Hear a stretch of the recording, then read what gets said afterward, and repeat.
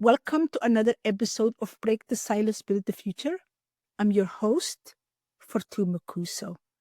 As we have been doing for this season, I'm going to explore another aspect of grief, which is the fear of losing the memory of your loved one, their voice, their presence.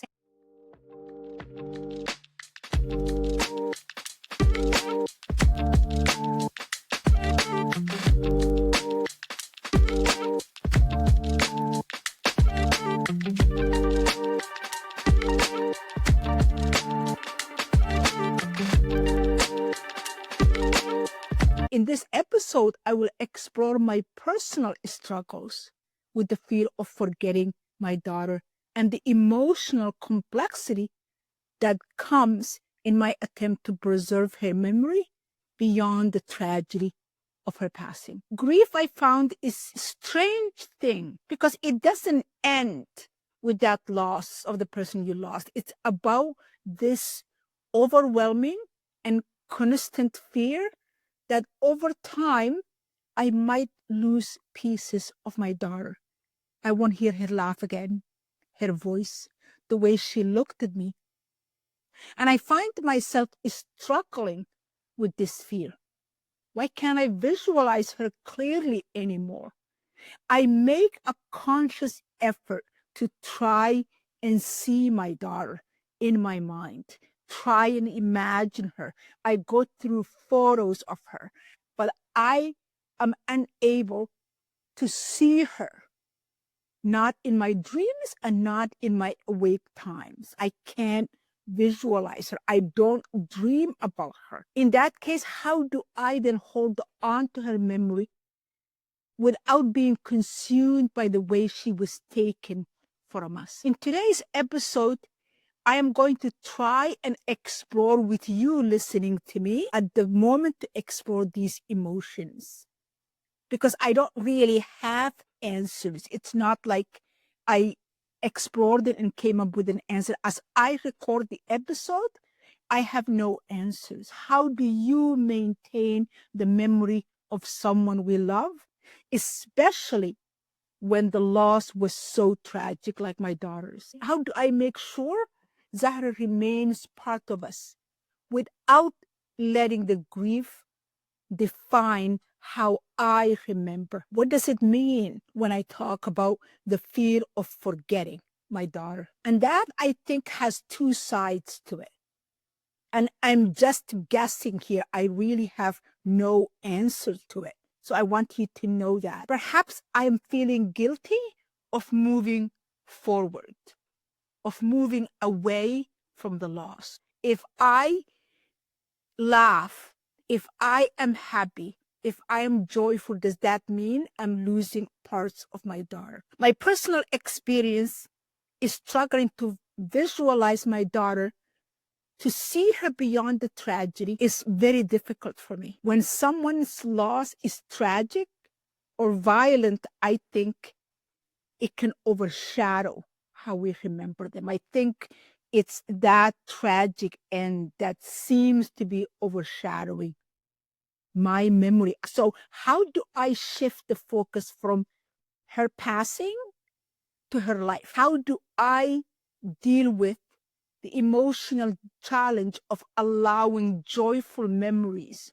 to take space over the pain? For me, we're still going through the criminal justice process, if you can call it that. So does that mean when the trial is done and this goes one way or the other, I will have the space to process and allow my daughter's image back in before the tragedy and outside the tragedy?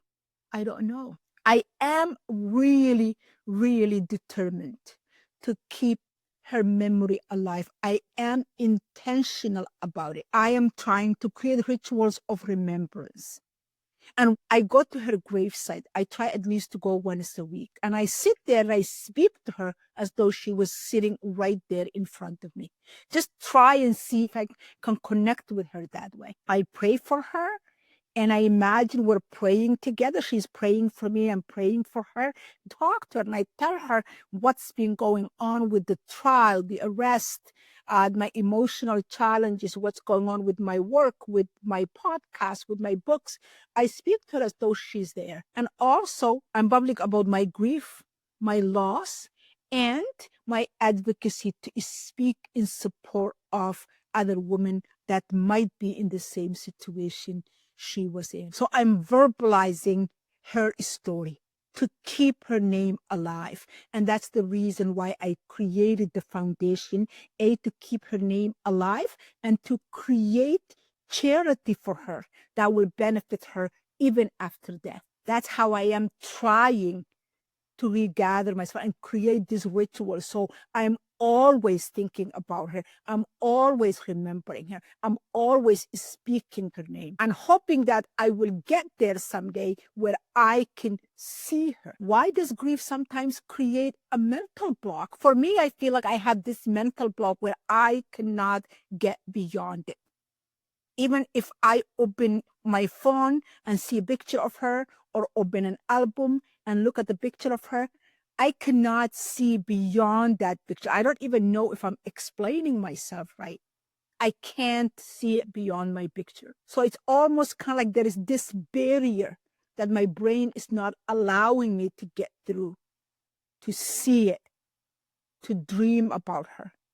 Perhaps there are people that are expert in psychology out there that will reach out to me and help me explain, is there a psychological theory or idea where our brain is built to protect us from seeing that? Perhaps it's a way to stop me from experiencing that trauma again. I don't know. If you are an expert in psychology and you want to come and chat with me in the next episode, I will be more than grateful. How do I learn to trust that my daughter's presence is gone? I do not see her in the same way, but she is with me. I want to convince myself that I have her love, her joy, her memory, her life with me. So I want to believe that even though I'm struggling to visualize my daughter, forgetting is not what happens when we move on with the day, when we bring a grief as a part of who we are. Forgetting is not happening. In my opinion, forgetting is what happens when we stop honoring the love we shared. So I will continue, whether I begin to see her or not, I will continue to honor the love we shared. The fact that she was the one who gave me the title of being a mother. And no matter who she met, she always spoke of my praises. She told anybody and everybody who would listen what such a good mother I am. Anytime I told her, don't do this, she says, Mom, don't you trust? You raised me better than that. That's what she would always say. So I will continue to honor the love we shared. I would continue to speak about it, about her, about my relationship, about her life, about who she was. As long as I'm living, I will continue to speak about her. For me, this fear, I think, is further exasperated by the abusive relationship my daughter was in for all her adult life. This meant that much of our relationship since she was 18 years old revolved around her abuse. My questions, as my inability to understand why she stayed in that relationship, even though she would always tell me, I know intellectually this is not good for me. Why did she stay? And why did she go back those 11 times she left? And how and why did she end up in his company that last time? That last Friday, May 26th. How did that happen? How? So it's all those questions that's crowding my mind. Even when she was alive, she could never give me a valid answer. Her answer was, Mom, I know intellectually I shouldn't be in this relationship, but emotionally I cannot keep myself out. Now, in her absence, as I struggle to separate her loss from that pain. I want to remember her beyond her suffering. I want to see her fully, not just the lens of the abuse she had suffered, not just the lens of her last hours, but I want to see the full person. I'm praying that I get there someday, that I see the full person. As we spoke in the previous episodes, you do not heal from grief. You do not move on from it. You do not forget it. You do not get over it. You learn to live with it. And learning to live with it, it's not about forgetting the person we loved. It's not about forgetting beautiful time we had with them before this tragic end. It's all about, in my opinion, making space for love, for memories, and for the full humanity of the person we lost. Maybe in time, and one day, I'm hoping I would hold my daughter's memory in a way that's not overshadowed by how she left, but by how she lived. And my listeners, I want to encourage you to share, how do you hold on to your loved ones, whether you lost them or they're with you?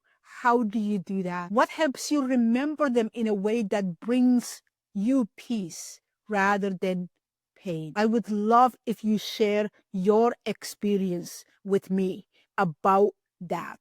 How does this affect you? How did this impact you? Thank you for joining me for another episode of Break the Silence, Build the Future. Until next episode, bye for now.